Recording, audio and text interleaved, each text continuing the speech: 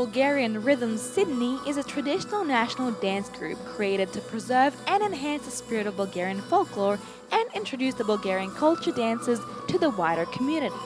Founded in 2012, there's now over 20 participants, each eager to promote Bulgarian dancing. With classes catering to all ages with no previous experience required, we decided to try ourselves out in Bulgarian dancing, as well as learn about the culture. Hi, my name is Eli Tomova, and I'm one of the members of the Bulgarian folk dance group called Bulgarian Rhythm Sydney. Could you tell me a little bit about the group? So, how long has it existed for? Yeah, sure. The group was formed 8 years ago by Reni Chels. Unfortunately, she's away at this very moment, but she actually formed the group. And since then, we have been gathering together every Wednesday here in Chatsut, dancing Bulgarian folk dances, which is actually a great way of keeping the Bulgarian traditions alive, as well as having fun, and that's a good cardio exercise as well.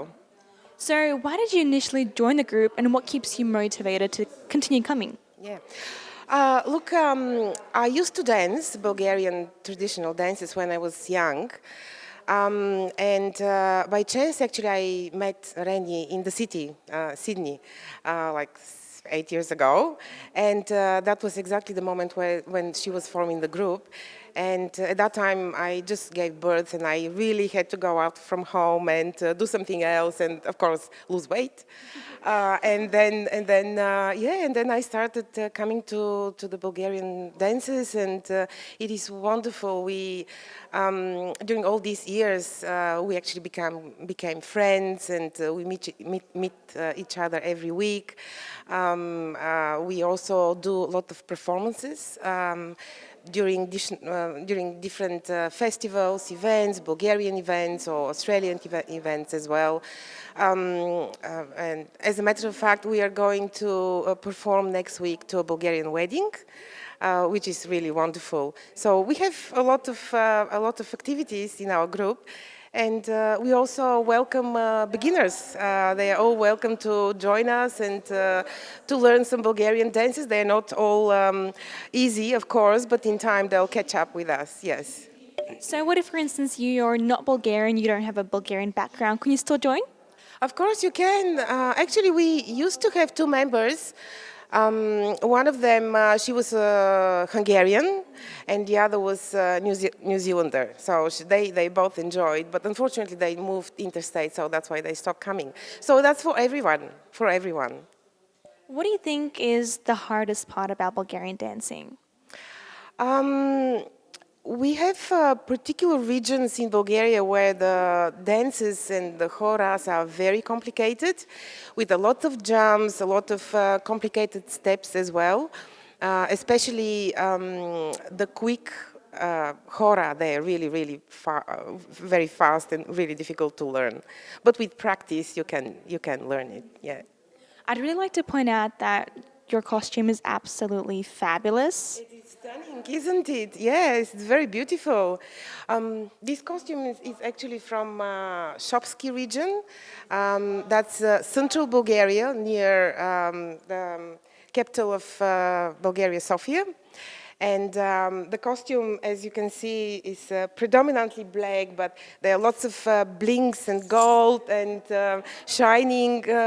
So this region actually, the dances from this region are the most complicated.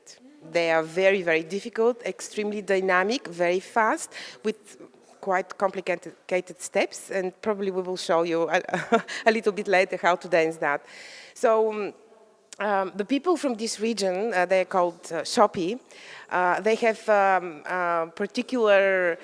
some particularities that are famous all over Bulgaria, such as they are very stubborn, very hardworking, but extremely stubborn. And whatever they decide, they just do it, regardless of anything.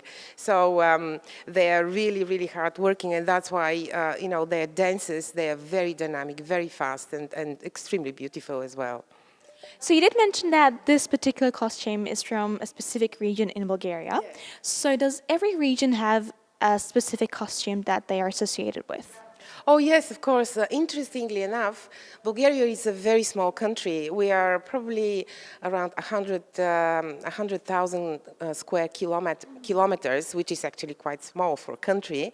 But within this small territory, we have 7 folklore distinct areas. And every area comes with its own costumes, its own songs and dances and rhythms and specifics as well. So that's why actually we have over 100 type of horror dancing styles, because we have all these regions that are quite different and quite unique as well.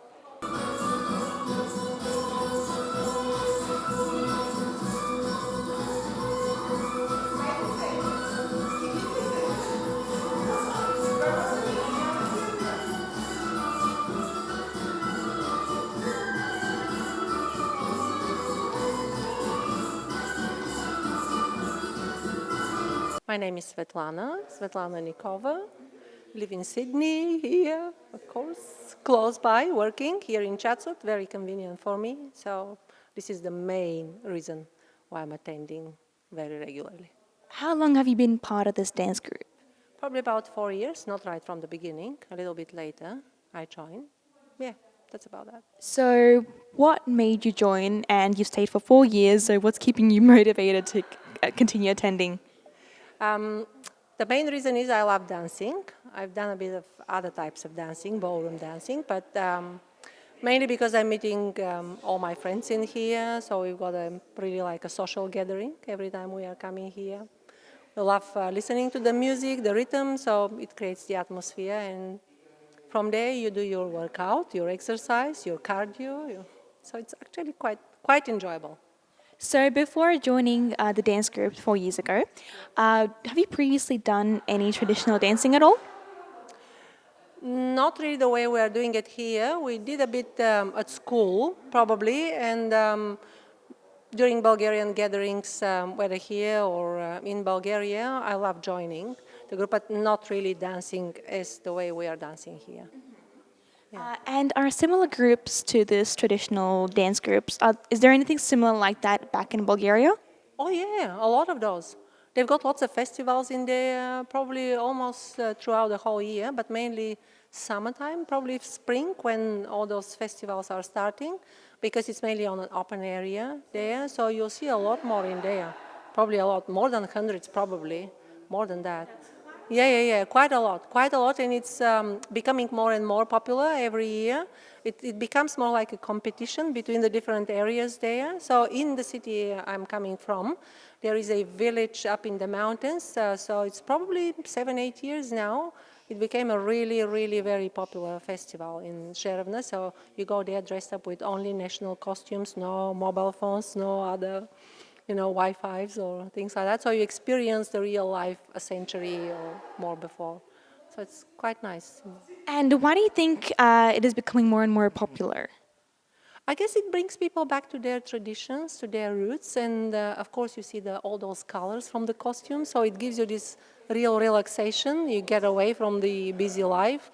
In here you experience the food or some other real good activities. People started actually doing lots of weddings in the old traditional way, and it's outside in the nature rather than being organized in a restaurant or so. So I guess it brings some different spirit.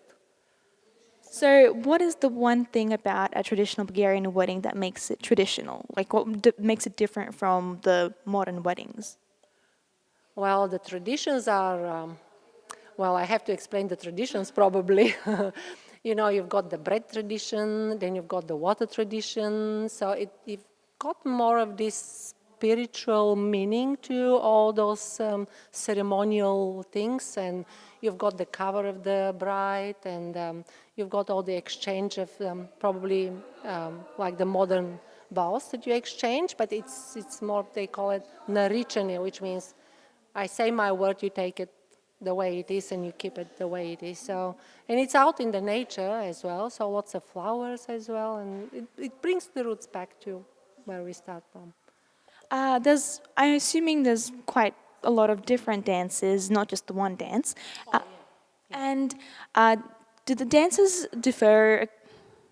Are the dances any different depending on where you are in Bulgaria? Yeah, they are. Not very, very different. Probably the rhythm and the speed of dancing is different in different areas. So I'm not very familiar with the different areas, but yeah, there are different dances. So I guess the main difference, if I'm not wrong, so I hope no specialists are watching this anyway, but I think the people in the mountains and the people in the low grounds in the areas there, in the cities, in the villages, they've got different speed in the dances and different steps as well. But it varies as well whether the area is more linked to the, like let's say, the Black Sea, or it's related to a river, or if you're planting something, to the flowers. So it's more to do with the area where you are. And what about your favorite dance? What is it? Oh, I've got lots of favorite dances, yeah. But I guess Rachenica. Rachenica gives you lots of freedom, and you can, mix the steps, and you dance individually. So, no, a lot of dances. Yeah, depends on. I prefer the speed dances, not the slow ones. So more rhythm, more jumping. A bit more of a challenge, perhaps? Yeah. More steps. I also wanted to ask you, do you think it is important to continue passing on the traditions and your culture to the new generations? Oh, yeah, absolutely. That's why my son is sitting there. And he's dancing at the Bulgarian school as well, because we've got a Sunday community language school. And this last Sunday, they performed at the Wizard of Oz. Yeah, and they were part of the show with the Bulgarian dance. So, yeah, we are passing the tradition. He loves the costumes, he loves the steps, so it's really good.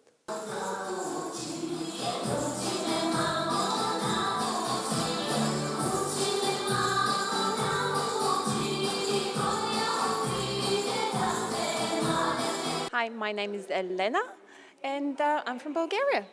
Could you tell me a little bit about the cultural group that you're in? Our group is called Bulgarian Rhythms, and for me, this is a place where I catch up with my great friends. Hello, everyone. And we do it once a week after work. We really look forward to it during the week, so it's an awesome thing to do together. So, what exactly is it focused on? Do you guys sing or do you dance? We do folk dancing, and a lot of it is accompanied by sounds that that give freedom. We say "ee," and we have a professional. That's I'm not a professional singer, as you can see, but we have a professional singer in the group, so it's pretty awesome. And how long have you been doing this? A year and a bit, because that's when I met someone who introduced me to the group. So it's I've been very grateful for that experience. And have you previously in the past have you done anything similar to this? Not as regularly, not as dedicatedly. So yeah, my grandmother would be very proud that I'm continuing the heritage of what our national pride is. That's part of what it identifies us as Bulgarians. So I'm very proud. Oh, so was she in a similar group?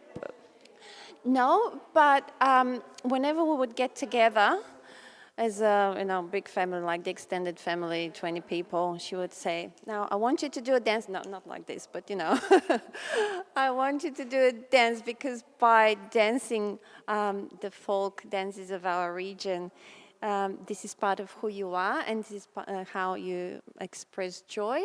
And I really, really want you to be dancing for the rest of your life. So that is one of the reasons I'm here, to make my grandmother proud.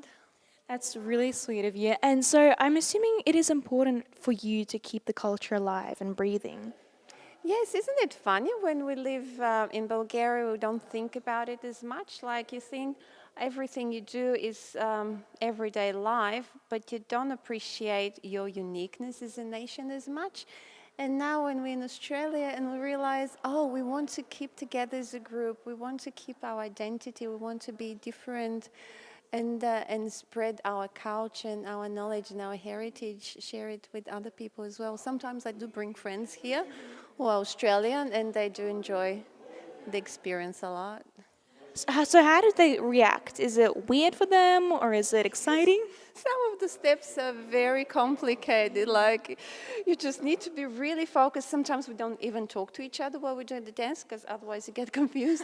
And my friends, my Australian friends, would say, "Oh, this is like super intense meditation where you can't think of anything else because the focus is on the choreography. Otherwise, you'll just lose the steps and you'll lag behind." So yeah, it's really nice.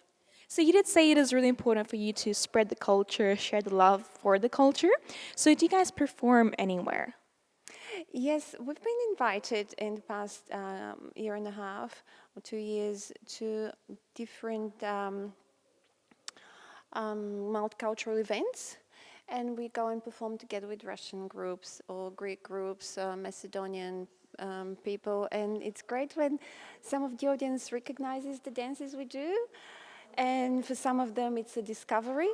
And the best thing is when people join us at the end of our performance and do the steps. Well, of course, we do some simpler ones and do the steps together.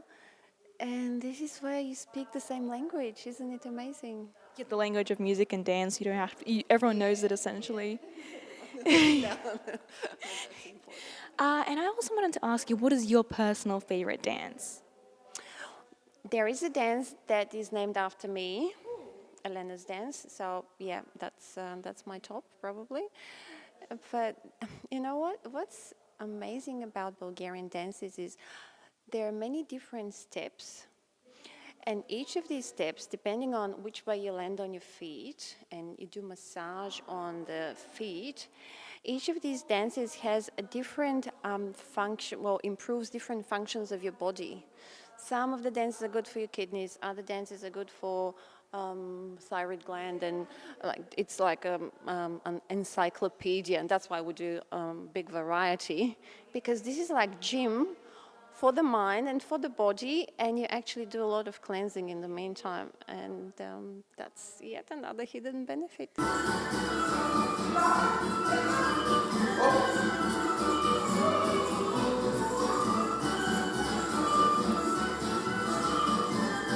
I'm surrounded by these beautiful ladies from the Bulgarian dance group. I just want to ask a few more questions. Like, one of the obvious differences that strikes me right now is the shoes. So they're quite different from mine. Is it comfortable to dance in such shoes? Oh yeah, definitely. It's very comfortable. They're actually made of genuine leather, and they've got a special sole underneath so that it's more stable to dance. But it's very, very comfortable. Yeah. And they allow you to be closer to Mother Earth and get the energy. So it's really different. Yeah, you're right. They are different from your everyday shoes. And what about, where do you guys get them from? Like, is it hard to find such shoes in Australia? Oh, no, they're not from Australia at all. I think we do Order them, yes. You have to order them online, I think, Ellie. Where did you contacted somebody in Bulgaria? They are made in Bulgaria, especially for the dance group. Someone usually brings them home on the way back from their holiday, so quite often people bring things in their suitcases, and even the dresses, the shoes, you just bring them back home because, back here from home, so that we make the best with the money. Start learning how to do them, so in one of the dance groups we can... Getting ready for the dance class, we just do a bit of sewing. Yeah, easy. Going back to the roots. I also noticed that when you guys dance, the necklaces, they make a sound. Is this, I'm guessing it is on purpose? Definitely on purpose. It makes an accent on the rhythm, because every horo, it comes with its own rhythm. And when you dance like that and jump, it makes for you, it's much easier to dance because you actually have the rhythm in your necklace. Yes. And it's quite close to your heart, so you hear it more, I guess. From what I know from my grandmother, they have to be gold. So don't rob us because this is not gold. Okay, but it's actually the vibration of the gold metal and the energy that gives to the heart and the throat as well. So normally people sing as well. So you probably notice us trying to sing. Okay? Not like our grandparents, but still, yeah. I also noticed the quite different belts. So the one with the pom-poms, they're three-colored. What do the colors mean? What did the belt mean in general? I'm not quite sure. The red should be pretty much like the Martinica, the heart energy, the energy of love, and the color of blood. The green is definitely the fields. So the yellow, not really sure, but we can make it up. Maybe flowers, the sunflower. Yeah. It's all about nature giving us all the flowers and the fruit that we get. So this is how we invite abundance in our lives as well, I'm sure. Just the same as the gold on our necklace. Yeah, it's part of connecting with nature and being colorful and bringing joy. When you guys were dancing, I also noticed that a lot of the time during the dance, it is within a circle. So you guys can join your hands and go around in a circle. What is the significance of this circle? Uniting people together, definitely. Yeah, because these are born in the villages, so people know each other, the families dance together, so it's togetherness. Yeah. Like the energetic flow, never-ending energetic flow. This is our infinity line. And also it's like the sun. The sun is round and we reflect the energy from the sun and back.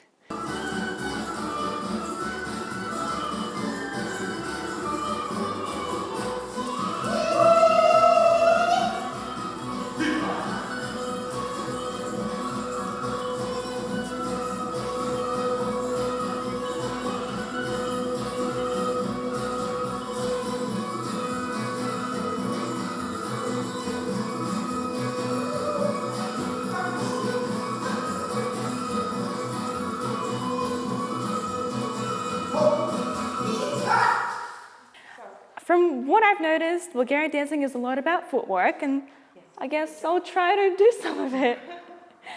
Okay, so we'll show you Pravo Horo. This is the most common, most popular, and the easiest Bulgarian horo. I'm glad it's the easiest. Yes. All right. 1, 2, 3. Step in front, step, kick, step, kick. Step in front, step, kick, step, kick. Step in front, step, kick, step, kick. Well Step done. in front, step, kick, step.